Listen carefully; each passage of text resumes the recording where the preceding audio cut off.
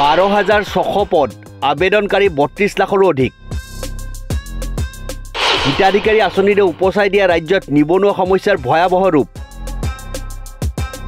তৃতীয় বৰ্গৰ উচ্চতৰ মাধ্যমিক পৰ্যায়ৰ 3,127টা পদৰ বাবে সৰ্বাধিক 11 লাখ প্ৰাৰ্থী স্নাতক পৰ্যায়ৰ তৃতীয় বৰ্গত 5 লাখ প্ৰাৰ্থী গাড়ী চালকৰ পদত 2 লাখ চতুৰ্থ বৰ্গৰ মেট্ৰিক পৰ্যায়ত 8 লাখ প্ৰাৰ্থী হিতাধিকাৰীমূলক আঁচনিৰে উপচি পৰা ৰাজ্যত নিবনুৱা সমস্যাৰ ভয়ংকৰ ৰূপটো পোহৰলৈ আহিছে নিয়োগ সংস্থাপনৰ পৰা বঞ্চিত লক্ষ লক্ষ নিবনুৱা যুৱক যুৱতীয়ে সোমবাৰে এটা চৰকাৰী চাকৰিৰ বাবে চৰম হাহাকাৰ কৰিব লগা পৰিৱেশৰ সৃষ্টি হৈছে ইয়াৰ মাজতে অসমৰ দৰে এখন ৰাজ্যত নিবনুৱা সমস্যাৰ গভীৰতা কিমান হেয়া ৰাজ্য চৰকাৰে অনুষ্ঠিত কৰিবলৈ ওলোৱা তৃতীয় আৰু চতুৰ্থ বৰ্গৰ পৰীক্ষাৰ যাৱতীয় প্ৰক্ৰিয়াত উন্মোচিত হৈছে পোহৰলৈ অহা তথ্য অনুসৰি তৃতীয় আৰু চতুৰ্থ বৰ্গৰ মুঠ 12,600টা পদৰ বাবে ৰাজ্যখনত আবেদনকাৰী প্ৰাৰ্থী হৈছেগৈ 32 লাখৰো অধিক এনে তথ্যই স্বাভাৱিকতে অসমৰ নিবনুৱা সমস্যাৰ ভয়াৱহ ৰূপটো উদঙাই দিছে উল্লেখযোগ্য যে অসম চৰকাৰৰ ৰাজ্যিক পৰ্যায়ৰ নিযুক্তি আয়োগে 2023 চনৰ শেষৰ ফালে তৃতীয় আৰু চতুৰ্থ বৰ্গৰ পদৰ বিজ্ঞাপন প্ৰকাশ কৰিছিল সেই অনুসৰি তৃতীয় বৰ্গৰ স্নাতক পৰ্যায়ৰ পদৰ সংখ্যা 4,055টা উচ্চতৰ মাধ্যমিক পৰ্যায়ৰ পদ 3,127টা আৰু মেট্ৰিক পৰ্যায়ৰ তৃতীয় বৰ্গৰ পদৰ সংখ্যা আছিল 418টা অৰ্থাৎ তৃতীয় বৰ্গৰ মুঠ পদৰ সংখ্যা হৈছে 7,600টা একেদৰে চতুৰ্থ বৰ্গৰ মেট্ৰিক পৰ্যায়ৰ পদ 1,060টা মেট্ৰিকৰ লগতে ITI উত্তীৰ্ণ পদৰ সংখ্যা 1,990টা আৰু অষ্টম শ্ৰেণী পৰ্যন্ত পঢ়াসকলৰ বাবে পদৰ সংখ্যা 1,950টা চতুৰ্থ বৰ্গৰ পদৰ মুঠ সংখ্যা হৈছে 5,000টা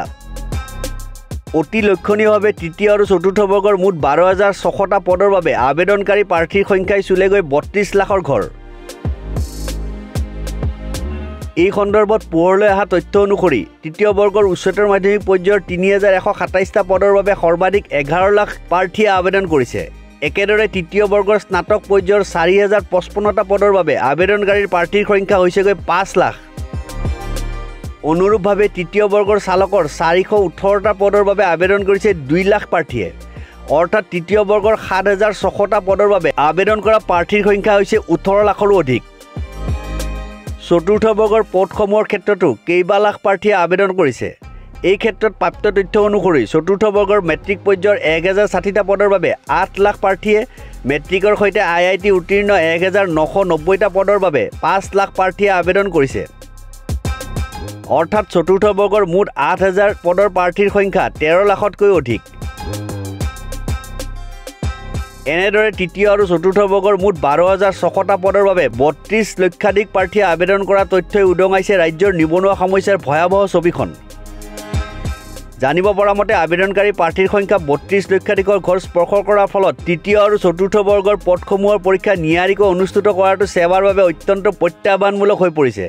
পদসমূহৰ বিপৰীতে প্ৰাৰ্থীৰ সংখ্যা অধিক হোৱাৰ বাবে সেৱাই ইতিমধ্যে সকলো জিলাৰ আয়ুক্তলৈ পৰীক্ষা কেন্দ্ৰৰ বাছনি সন্দৰ্ভত বিশেষ সতৰ্কতা অৱলম্বন কৰিবলৈ পত্ৰ প্ৰেৰণ কৰিছে আনফালে লাখ লাখ পৰীক্ষাৰ্থীৰ উৎকণ্ঠাৰ অৱসান ঘটাই ৰাজ্যিক পৰ্যায়ৰ নিযুক্তি আয়োগে অহা 15 ছেপ্টেম্বৰৰ দেওবাৰে পুৱা 10:30 বজাৰ পৰা তৃতীয় বৰ্গৰ উচ্চতৰ মাধ্যমিক পৰ্যায়ৰ 3,127টা পদৰ বাবে লিখিত পৰীক্ষা অনুষ্ঠিত কৰাৰ কথা ঘোষণা কৰিছে আয়োগে সদৰি কৰা মতে উক্ত পৰীক্ষাৰ বাবে আবেদন কৰা প্ৰাৰ্থীসকলে 2 ছেপ্টেম্বৰৰ পৰা www.assam.gov.in বা www.site.sevaonline.org ৱেবছাইটৰ পৰা এডমিট কাৰ্ড ডাউনলোড কৰিব পাৰিব আনহাতে অন্যান্য পদসমূহৰ বাবে লিখিত পৰীক্ষাৰ তালিকা আৰু সময় নিৰ্ধাৰিত সময়ত ঘোষণা কৰা হ'ব বুলি আয়োগে এখন জাননীত উল্লেখ কৰিছে